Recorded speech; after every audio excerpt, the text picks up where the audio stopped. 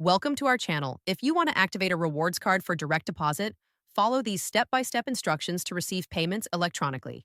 Step 1. Receive your rewards card in the mail and locate the activation instructions included in the package. Step 2. Visit the card issuer's website or call the activation phone number printed on the card. Step 3. Enter your rewards card number and security code to begin the activation process. Step 4. Create an online account with a username and password to manage your card. Step 5. Provide your personal information including full name, address, social security number, and date of birth for identity verification. Step 6. Set up direct deposit by providing your employer or benefits administrator with the routing number and account number associated with your rewards card. Step 7.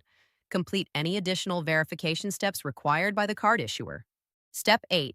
Your rewards card is now activated and set up for direct deposit. Future payments will be automatically loaded onto your card, which you can use for purchases or withdraw as cash at ATMs. Don't forget to like this video and subscribe to our channel.